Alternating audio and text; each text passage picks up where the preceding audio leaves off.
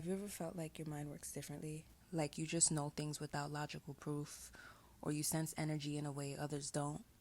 Maybe you've always had vivid dreams, deep emotional connections to things no one else seems to notice, or an ability to pick up on patterns that go beyond what's right in front of you. Neurodivergent people aren't just different thinkers. We're naturally tuned into higher frequencies, deeper truths, and unseen energy. Our sensitivity isn't a weakness, it's a gift. When you start realizing just how much you've been perceiving all along, everything shifts. That's why so many late diagnosed neurodivergent people experience a spiritual awakening. It's not random, it's a process of remembering who you have always been. It's Geneva, and you've just stepped into the Soul Cipher, where truth meets transformation. For a lot of us, learning that we're neurodivergent and going through a spiritual awakening kind of happen around the same time, and that is not random. It's a process of unveiling. When you've spent your whole life masking, adapting, and trying to fit in, you don't even realize how much of your true self has been hidden under layers of survival mode. Then something shifts. You start waking up, questioning everything, seeing beyond the illusions, feeling things more intensely than ever before. You start sensing energy, recognizing patterns, realizing you've been forcing yourself into a mold that was never meant for you. And then you start asking, who am I, really, underneath all of this? And that's when things start making sense. That's why so many people don't get diagnosed until adulthood, because their awakening forces them to start looking at themselves in ways they never have before. And let me be real, it can feel overwhelming. It can feel very overwhelming, because now not only are you seeing the world differently, but you're also realizing that you've been moving through it without the right tools to help you fully understand yourself.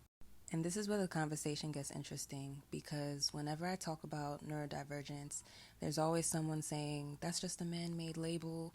You don't need to define yourself by that. And listen, I get where you're coming from, but let's not act like having language to understand ourselves is a bad thing. Saying labels aren't real is just another way of telling people to pray it away. It's dismissive, it's harmful, and it completely ignores the fact that so many of us have spent our entire lives struggling, feeling different, and not knowing why. Having the words to describe our experiences doesn't box us in. It frees us. It allows us to move through the world with more clarity, more self-awareness, and without constantly feeling like we're wrong for existing the way we do.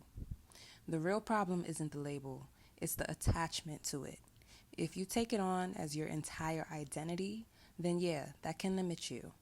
But when you use it as a tool for understanding, that's a different story. Knowing you're neurodivergent isn't about defining yourself by a word. It's about recognizing the way your brain works so you can stop gaslighting yourself into thinking you're just lazy, too emotional, or not trying hard enough.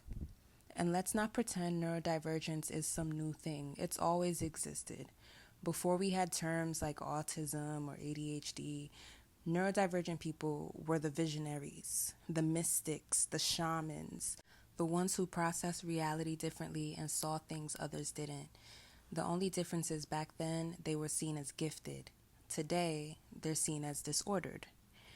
And for the people saying we don't need these labels, how can you transcend something you don't understand?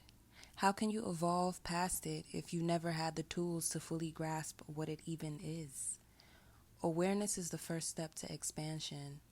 Understanding doesn't trap you, it liberates you. And once you start uncovering who you really are, the isolation kicks in. Not because you don't love people, not because you want to be alone, but because you need to be alone to process everything. See, most people think isolation is a bad thing, that it means you're depressed, shutting down, withdrawing from life. But in reality, it's a sacred process. It's a rite of passage. When you finally start peeling back the layers of who you thought you had to be, you need space to sit with yourself. You need time to unlearn all the conditioning, to figure out what's actually you and what was just survival mode. When you go through this shift, you start seeing things differently. You recognize that a lot of the friendships, jobs, and environments that you were in weren't actually aligned with you to begin with. They just felt familiar. And once you see that, you cannot unsee it. And that's why so many people pull away after an awakening. It's not about cutting people off, it's about recalibrating. You're restructuring your entire foundation, and that requires space. When you strip away all the noise, when you step back from everything that was distracting you, you start hearing yourself for the first time. And even more than that, you start hearing God. How can you connect with something higher if you're constantly overstimulated? If your mind is filled with other people's energy, opinions, and expectations? You can't. That's why every major spiritual awakening comes with a season of isolation. Because in order to step into a new version of yourself, you have to let go of everything that kept you attached to the old one. And when you do that, when you finally sit in that stillness, that's when you realize you were never actually alone to begin with. And it's not just happening on an individual level, it's happening everywhere.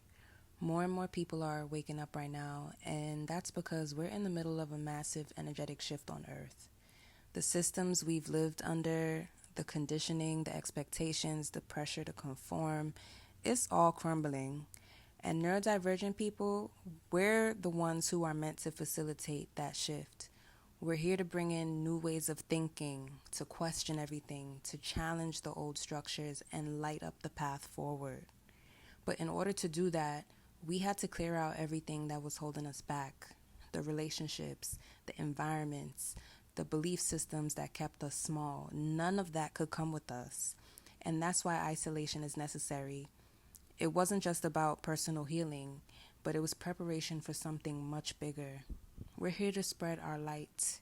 But before we could do that, we had to make sure our own light wasn't being dimmed by everything that wasn't aligned with us. This journey isn't easy, it's messy, it's isolating, and it forces you to face things you've never even questioned before. But that's the whole point.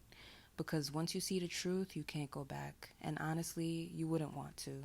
So if you're in a phase where everything feels uncertain, trust that it's leading you to exactly where you need to be. You were never meant to fit in. You were meant to shift things, to wake people up, to walk a path that most won't understand. But you're not alone in it. I see you, and so do a lot of others who are going through the same thing. I appreciate you for being here. Stay true to yourself, stay protected, and keep shining. I'll see you at the next cipher.